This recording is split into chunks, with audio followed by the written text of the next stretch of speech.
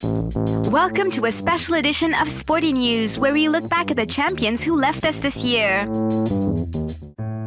Simoncelli died during the Malaysian Grand Prix on October the 23rd at the age of 24. The Italian motorcycle racer had started out in 2002 in the 125cc class, then went on to shine in the MotoGP class in 2010. 29 podiums, including 14 victories, the young man even became the world 250cc champion in 2008. Unfortunately, his career ended suddenly during the second lap of the Malaysian Grand Prix. The Italian lost his balance on his Honda RC212V and found himself pinned under his bike, which continued to slide before cutting off racers Colin Edwards and Valentino Rossi. Caught off guard, the two racers both ran into Simoncelli, resulting in him losing his helmet due to the violence of the impacts. Seriously injured, Simoncelli was rescued by a particularly clumsy Malaysian ambulance workers who let him fall off the stretcher and trampled over him. The story caused quite a stir. Simoncelli's injuries proved fatal, and the racer was declared dead at 4:56 p.m. local time,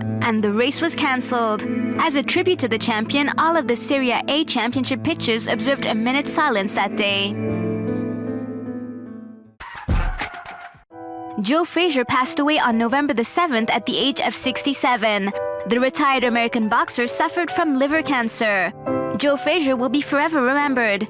During his boxing career in the 1960s and 70s, he was the first to defeat Muhammad Ali in 1971 in a fight hailed as the fight of the century at the time. After a rematch won by Ali in 1974, the tiebreaker between the two heavyweights became the greatest fight in the history of boxing. A match in 14 incredibly intense rounds, which was finally won by Ali following Frazier's forfeit. After this match and a final loss against another legend, George Foreman, Frazier disappeared from the ring.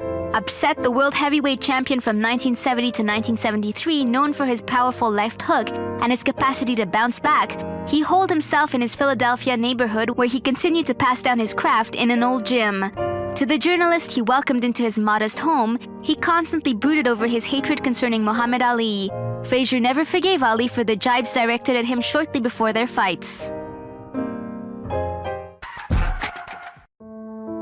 A Black September for hockey. 24 players from the Russian team of Yaroslav, considered one of the best in Europe, passed away in a plane crash on September the 7th, 2011. 43 out of the 45 passengers on board died on impact. The two other victims succumbed to their injuries a few days later. Several big names in hockey passed away in this crash. The Swedish goaltender Stefan Liv, Ruslan Saleh, who played 14 seasons in the NHL, three-time NHL All-Star Pavel Demitra, as well as three 2005 world champions from Czechoslovakia, died. The plane burst into flames mid-flight before crashing to the ground. Russia is regularly the scene of plane crashes due to the old aircraft. This is the fourth deadly plane crash since June 2011. The president of the International Hockey Federation declared that it was the darkest day in the history of hockey. A number of tributes were paid throughout Russia, the Czech Republic, and the entire NHL.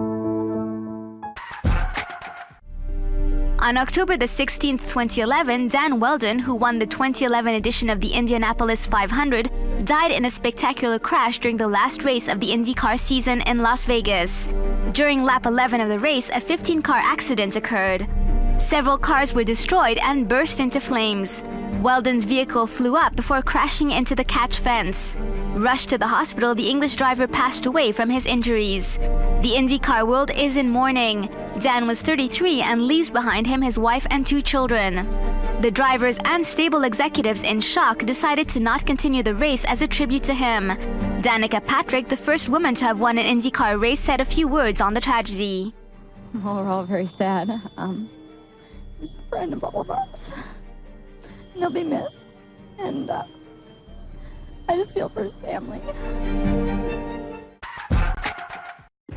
The Kenyan athlete Samuel Wanjiru, the current Olympic marathon champion, passed away in May after falling from the first floor of his home in Nyahururu. According to the Kenyan police, he threw himself out of the window because his wife caught him with another woman.